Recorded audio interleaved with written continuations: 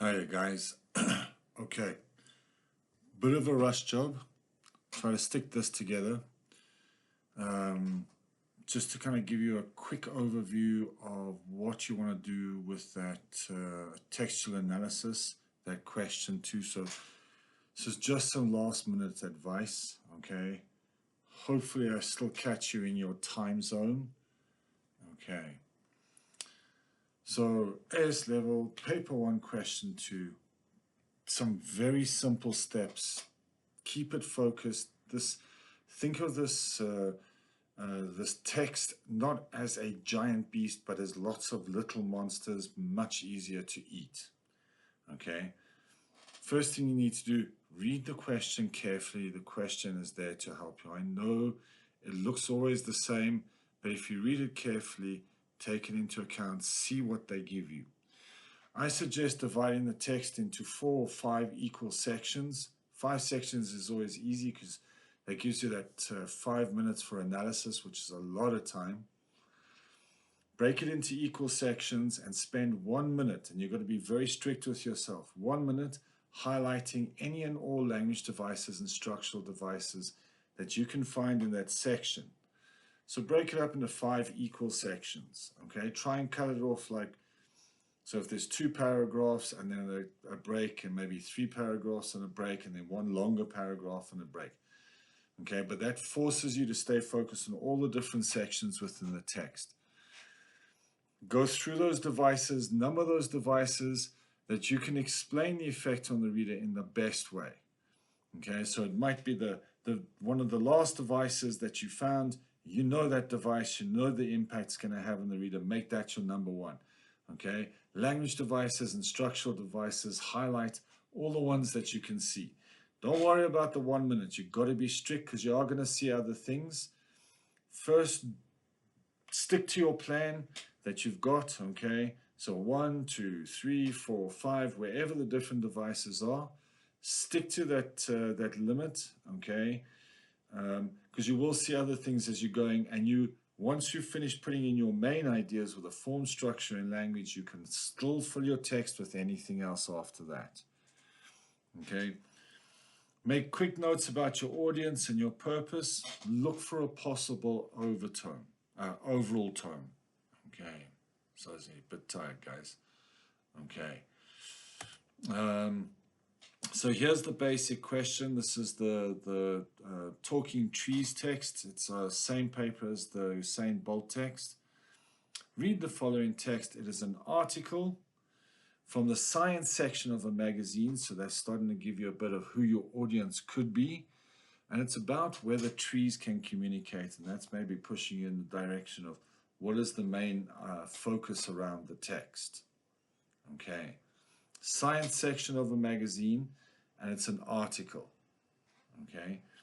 Use that information to basically think, okay, what could the language be? What are my key conventions? What devices might I find in this text?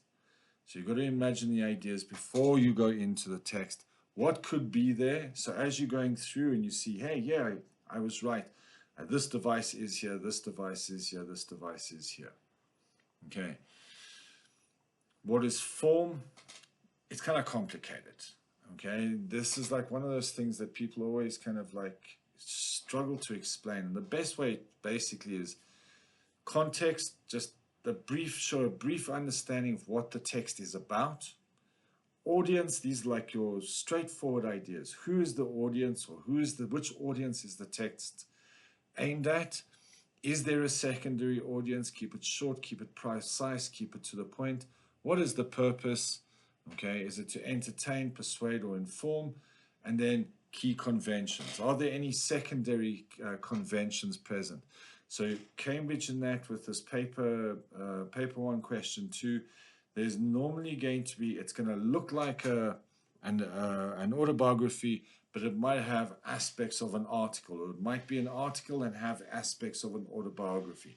So just think very carefully. If there is, and you feel confident about it, write that this text also has conventions of, whatever the secondary conventions could be.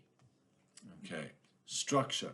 So I will put a video into the down at the bottom here, which will basically give you, link you to videos on structural devices. I stole this one from one of my students, and just in the interest of time, I'm not going to read through all of them. They're really well explained. The student will recognize it when they see it, and I'm very grateful to that student. Okay, they're a fabulous international dancer. They're absolutely brilliant. Okay. So pause here, read through them. Okay. Okay, next one. Okay, pause and read through these ones. These are the things that you need to be studying. These are all your structural devices. Okay.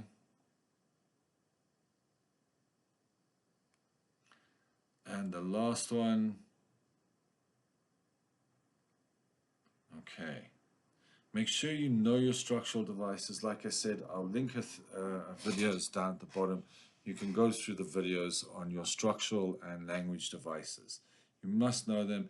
I'm sure your teachers have been banging on about your structural devices and language devices over and over again. This is where your PEE comes in, the point. It's an extended metaphor, evidence. Okay, give an example of that extended metaphor, and then explain what the effect is on the reader. Keep it simple, keep it easy. Oh, there was one more. I beg your pardon. So there. Okay. I'm not going to go through the language devices just in the interest of time, because I still have a couple of papers that I need to mark for my own students. Some of the students sent in their work really late, and you know who you are. Thank you very much. Okay. I don't have sleep. Love all my students desperately. Okay, so these are just some language devices. These are the ones that basically are suggested by Cambridge exist inside the text. Okay, and for future students, and that it's always a good idea when you're going through the mark schemes that are available. Okay, write down all of these language devices and learn all these language devices. I know that these language devices are specific to this text, but they can come up in other texts as well. Okay, use the language. It's the language that is really, really important. Okay, this is a student example. I will admit the student is quite exceptional in the way that they write. They don't necessarily use the very precise PEE technique that I'm sure your teachers have taught you, but I want you more to focus on the students' thinking, how they have approached this, how they are thinking about the different devices that they see in the text. Every student should have their own style of writing. This is this student's style. I think it's pretty effective. Okay. So read through it, but it's not about how the writer or how the student does it. I want you to think more about how the student is thinking. That is the most important part. The student is expressing themselves to the examiner saying, I know this, I know this, I know this. It can be done in this style or in simple, very short little paragraphs. This point, evidence, explain, point, evidence, explain. Next one. Okay. Again, it's very complex. Now, from an examiner point of view, it's actually very nice to read. It's quite sophisticated in the language and the ideas that are being shared, but not every student can do this. Okay, you've really got to be a very strong chess player to be able to write like this, because you are thinking 5 or 6 sentences in advance before you're writing your first sentence in the paragraph. And the last one. Okay, no analysis is ever going to be perfect. Okay, it is very subjective for the examiner. It's more about how is the student explaining themselves. And if you think about it this way, you start out with a 0 grade for your textual analysis. So everything you write must add value. You must be able to show, don't retell the story. You're not retelling the story. You're adding value by showing the examiner, I know this device, I know, here's the evidence of it, and this is the effect it has on the reader. And if you do that consistently, okay, you will grab those marks. Okay, final tips. Okay, read the question. Analyze, don't summarize. Do not tell the examiner what the text is about. Okay, big mistake. This is very rough. This is just like estimating. Okay, so your form, maybe about writing about form 100 to 150 words about. Structural devices, maybe 2 to 3 structural devices, roughly about 200 words, 250 words, it all depends. Okay, maybe less. And then obviously language devices, 350, 450, 550 words. Normally there's going to be more language devices than structural devices. So you will obviously have more, but the question asks you to write about form, structure, and language. So make sure that you cover form first, couple of structural devices, couple of language devices, and then you are free to write about any other structural devices or language devices. It doesn't have to be in any order, as long as you've covered form, structure, and language. Write about the devices you are most confident to discuss. Do not forget writing about your key conventions. That's part of form. Okay. The examiner is looking for your understanding, not what the story is about. Use the PEE or the PQE method that you've learned since GCSEs, that your teachers have spoken about. Okay. And just read the text carefully. Okay. Calm down, read the text carefully. Just look for those things. If it stands out for you, the writer probably did that on purpose. So take note of it. Okay. Guys, you're writing tomorrow. Some of you might even be writing in about 20 minutes. I know the timelines around the world. Please don't post anything about the paper that you wrote. Don't until give it a day or 2 days, because it could constitute an issue. So only write about what your exam was like in about, so say from Monday. Okay, don't tell us anything about your exam papers and that.